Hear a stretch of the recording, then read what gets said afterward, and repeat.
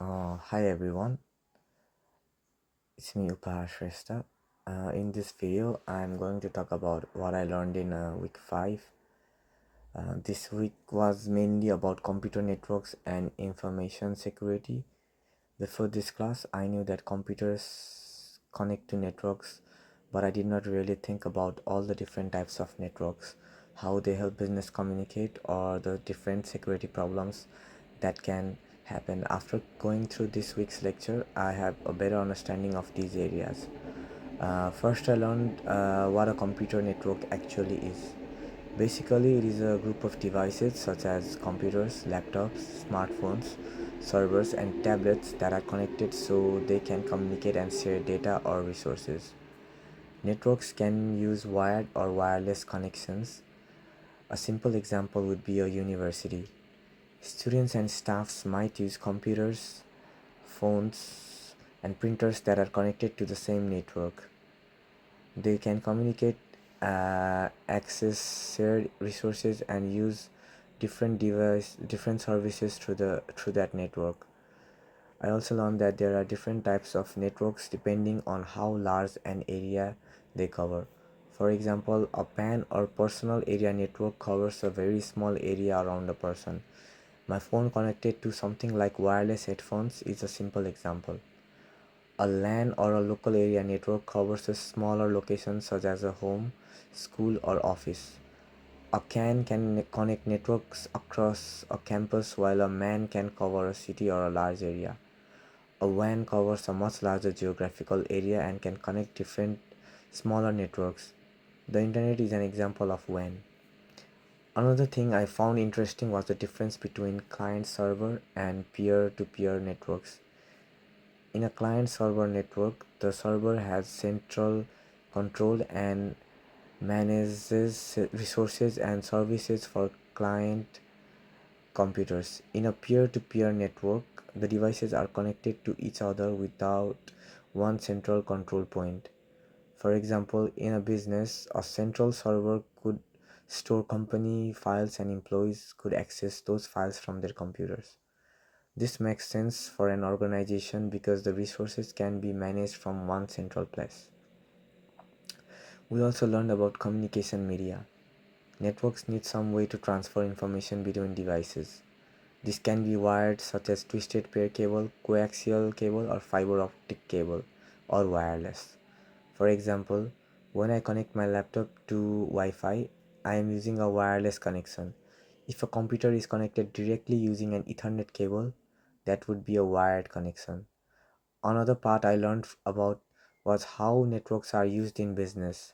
Networks are not just about connecting computers, they help people communicate, collaborate, and share resources.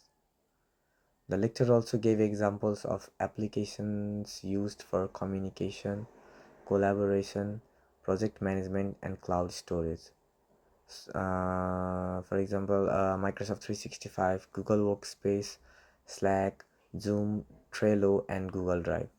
For example, a project team could use Microsoft Teams or another collaboration platform to communicate while using cloud storage to share documents. This means people can work together even when they are not sitting in the same office. The second major part of the lecture was information security. This was probably the part I found most important because simply having a computer network is not enough. We also need to protect the information and systems connected to it. We learned three terms that are easy to mix up: vulnerability, cybersecurity threat, and cybersecurity risk. A vulnerability is basically a weakness in an IT system. Cybersecurity threat is a danger that could cause loss or damage, and cybersecurity risk is the possibility that the weakness could actually be affected by a threat and cause a negative result. For example, imagine a company has an old computer system that has not been updated. The outdated system could be vulnerability. If someone tries to exploit that weakness, that becomes a cybersecurity threat. The possibility that the company could lose information because of it is the cybersecurity risk. We also learned that security threats can be unintentional or intentional. Unintentional threats can happen because of human mistakes. Technological problems or environmental hazards such as floods or fires. Intentional threats involve someone deliberately trying to damage or disrupt an information system. Theft and malware were given as examples.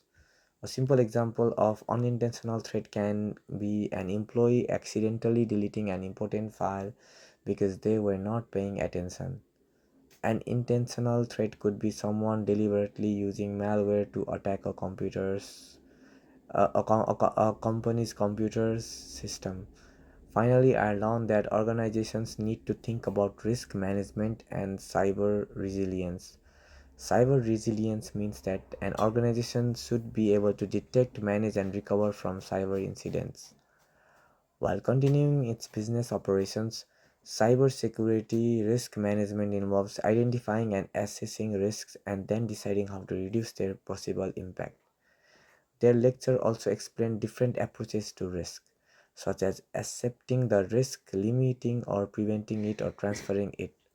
For example, a company might use security controls to reduce the impact of a threat, or it could transfer some financial risk through insurance. Overall, I would say the main thing I learned this week is that networks make communication and sharing possible, but security is necessary to protect everything connected to those networks. For me, the easiest way to understand the whole topic is to think about a normal business. The business needs a network so employees can communicate and share information. It also needs different types of connections and network services depending on its needs. But at the same time, the business has to protect its systems from mistakes, technical problems, malware, theft, and other threats. So, week 5 helped me understand that networking and cybersecurity are closely connected. Having a good network is important, but keeping that network and its information safe is just as important. Thank you for watching.